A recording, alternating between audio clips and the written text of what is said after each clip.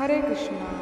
कुछ बड़ा करना है तो अपनी राह खुद चुनो, भेड़ बकरियों की तरह नहीं, शेर की तरह चलो।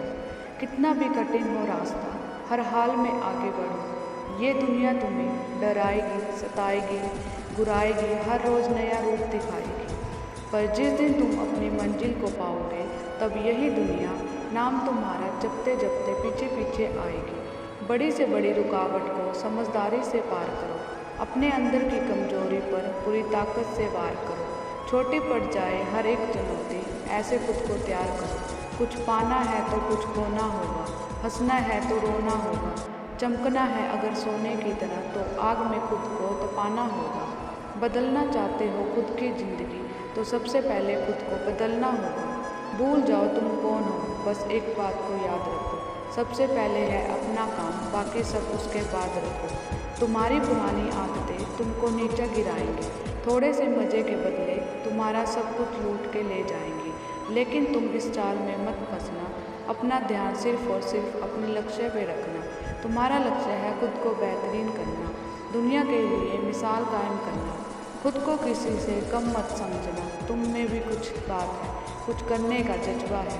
ठान लिया है तो नामुमकिन कुछ भी नहीं, बदल दो जो हालात है।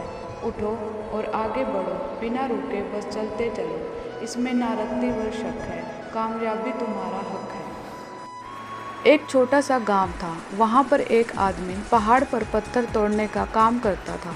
उसको अपनी ज़िंदगी से कोई गिला शिकवा नहीं था। पूरा दिन वह काम करता, मेहनत करता और जो भी उसे पैसे मिलते अपने परिवार के ऊपर खर्च कर देता और वह चैन से सो जाता। एक दिन वह रोज़ की तरह अपना काम ख़त्म करके घर की तरफ जा रहा था। रास्ते में चलते चलते उसके मन में ख्याल आया कि यह भी कोई ज़िंदगी, सुबह से शाम तक मैं पत्थर तोड़ने का काम करता हूँ और अंत में मुझे थोड़े से पैसे मिलते हैं, जिससे मुश्किल से मेरे परिवार का गुजारा हो पाता है। काश ऐसा कुछ हो जाए, कोई मुझे शक्ति मिल जाए कि जो मैं चाहता हूँ वह सच हो जाए। वह अपने घर गया, खाना खाया, लेकिन उसका ध्यान खाने की तरफ नहीं था। उसके दिमाग में वही ख्याल चल रहा था। उसके बाद वह यही सोचते सोचते सो गया। फिर नींद आने की कुछ देर बाद उसको एक सपना आया। सपने में उसने देखा कि रोज़ की तरह अपना काम ख़त्म करके घर की तरफ लौट रहा है। रास्ते में उसने एक बहुत बड़ा घर देखा और सोचा, काश यह घर मेरा होता, मैं इसका मालिक होता। और उसे सोचते ही सोचते वह उस घर का मालिक हो गया। उसे ये यकीन ही नहीं हो रहा था कि वह जो उसने सोचा वह हो गया है। लेकिन उसकी यह खुशी ज़्यादा देर तक टिक नहीं पाई। उसे एकदम से एक शोर सुनाई दिया। उसने देखा कि एक पॉलिटिशियन जा रहा है और लोग शोर मचा रहे हैं। तब उसे एहसास हुआ कि मैं उसके सामने कितना छोटा हूँ। उसके अंदर यह ख्याल कि काश वह यह पॉलिटिशियन होता, मेरे पास भी इतनी पावर होती जितनी उसके पास है। बस उसे इतने ही सोचने की देर थी, वह पॉलिटिशियन बन गया। उसकी खुशी का ठिकाना नहीं था, क्योंकि उसके आसपास लोगों का शोर था। लेकिन उसकी यह खुशी भी ज़्यादा देर तक टिक नहीं पाई। धूप बहुत तेज़ थी, जिसकी वजह से उसे चक्कर आ गया और उसे एहसास हुआ कि धूप सबसे पावरफुल है, सूरज सबसे पावरफुल है। वह सोचने लगा कि काश मैं सूरज होता, और उसे ऐसे सोचते ही सोचते वह सूरज बन गया। लेकिन उसकी यह खुशी भी ज़्यादा देर तक टिक नहीं पाई। कुछ ही देर बाद आसमान में काले बादल छा गए और सूरज की रोशनी को रोक दिया। वह सोचने लगा, काश मैं बादल बन जाऊं, और वह बादल बन गया। वह आसमान में उड़ने लगा। कुछ देर बाद हवा का एक झोंका आया, बादलों को उड़ा के ले गया। फिर उसके मन में ख्याल आया, काश मैं हवा बन जाऊं, और वह हवा बन गया।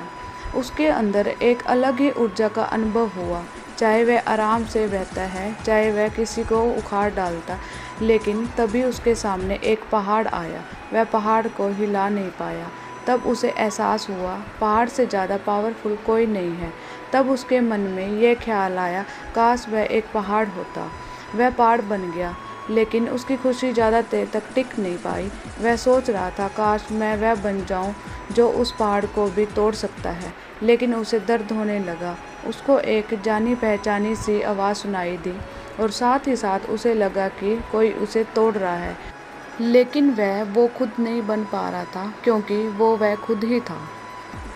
नरक के 3 द्वार हैं, काम, क्रोध और लोभ। जो व्यक्ति कामी प्रवृत्ति का होता हो उसके मन में लोभ होता है, और जो अत्यधिक क्रोधी स्वभाव का होता है उसके लिए नरक के द्वार सदैव खुले होते हैं।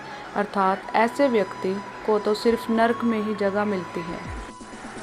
मैं ही सृष्टि का आदि, मध्य और अंत हूँ। भगवान श्री कृष्ण ही इस सृष्टि के पालनहार हैं।